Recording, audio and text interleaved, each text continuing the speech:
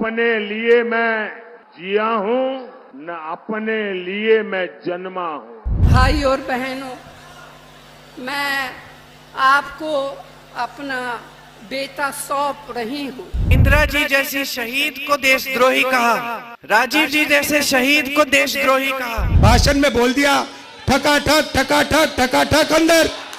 सरकार इतनी ईमानदारी से भी चल सकती है? शहजादे के फिलोसोफर ने इतनी बड़ी गाली दी है जिसने मुझ में गुस्सा भर दिया है। तो सुना आपने, इस बार के चुनाव में क्या कुछ नहीं है। इमोशन तो ऐसा कि मदर इंडिया की नरगिस और ट्रेजेडी किंग दिलीप कुमार अगर जिंदा होते तो वो भी रो पड़ते। और कॉमेडी की तो कहिए मत, जॉनी वॉकर हो या कादर खान, परलोक में हैरान होंगे।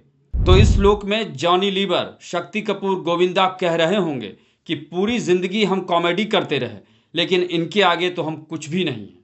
और जहां तक बात ड्रामा की, तो नेशनल स्कूल ऑफ ड्रामा से निकले कलाकार भी ये सोच रहे होंगे कि फिल्मों या थिएटर में जाने का क्या फ़ायदा, पॉलिटिक्स करते तो इनकी तरह पांचों उंगलियां घी में रहती। और एक्शन की तो पूछिए मत, सनी देओल जैसे एक्शन हीरो इन नेताओं के डायलॉग डिलीवरी सुनकर अब कहीं नए सिरे से डायलॉग बोलने का रियाज न करने लगे।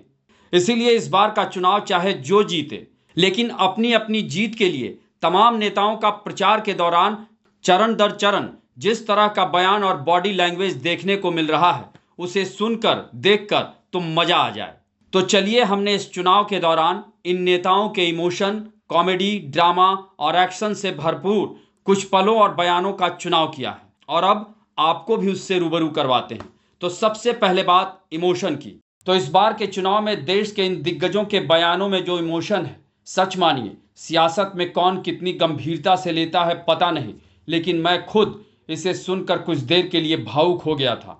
और सिल्वर स्क्रीन के दिग्गज तो बेशक इन बयानों को सुनकर और अगर कहीं देख लिया होगा तो उन्हें गंभीरता से लेना ही चाहिए। आखिर सवाल उनके करियर का भी है भाई, कल को वे खतरे में पड़ सकता है। समझ गए ना? तो आप भी सुन लीजिए।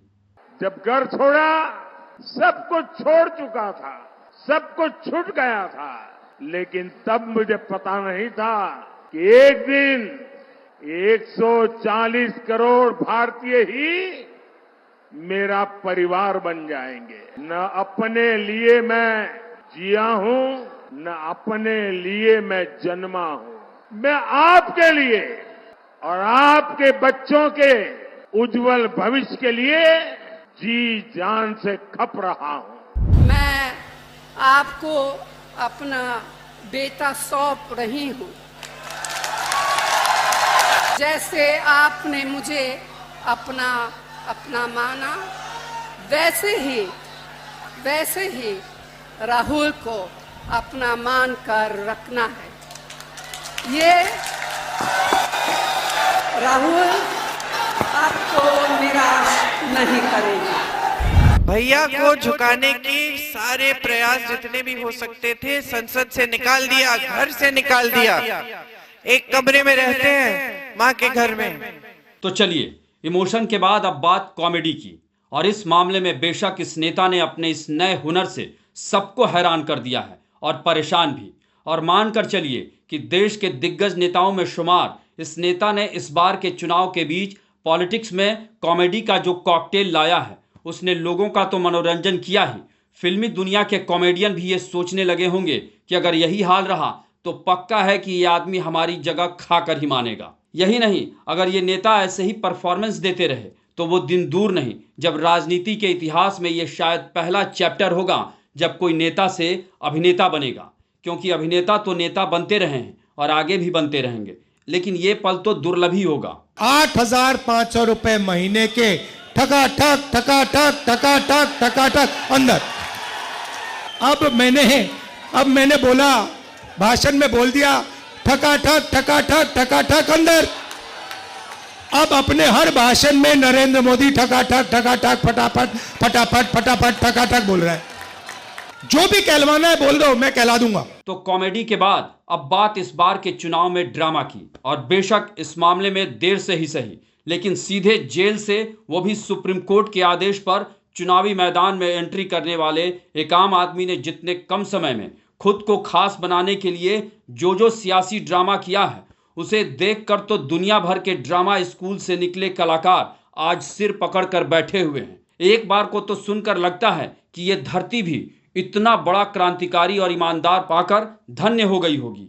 लेकिन जिस आरोप में जनाब जेल गए हैं और 12 दिन के बाद फिर उन्हें वहीं जाना है, उसे देखकर सुनकर तो ये कलाकार बस इसी सोच में पड़े हुए हैं कि भाई इस आदमी की ड्रामेबाजी की टाइमिंग तो गजब है, क्या बोलता है। विचार को गिरफ्तार नहीं किया जा सकता, गीता में भी लिखा है, इसको कैद नहीं कर सकते, इसको जला नहीं सकते, इसको काट नहीं सकते, इसको गीला नहीं कर सकते।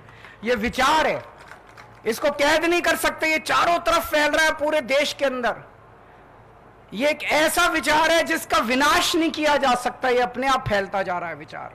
सरकार इतनी ईमानदारी से भी चल सकती है, ये बात, ये विचारधारा देश के अंदर बड़ी तेजी से फैल रही है।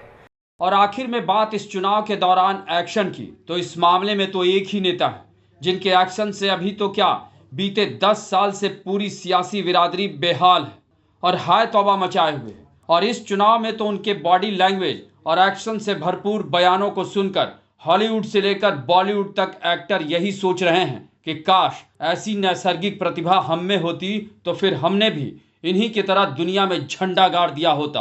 मुझे कोई गाली दे, मुझे गुस्सा नहीं आता है, मैं सहन कर लेता हूं। लेकिन आज शहजादे के फिलोसोफर ने इतनी बड़ी गाली दी है जिसने मुझ में गुस्सा भर दिया है।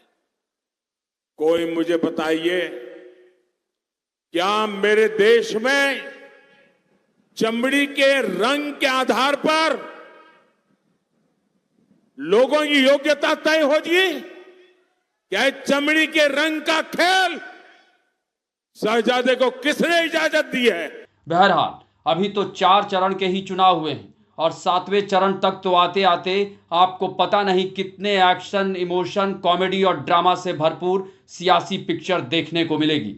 आपको हमारी ये रिपोर्ट कैसी लगी, इसे कमेंट बॉक्स में जरूर बताएं और अन्य खबरों से अपडेट रहने के लिए देखते रहें बुलंद भारत टीवी, ताकत आपकी।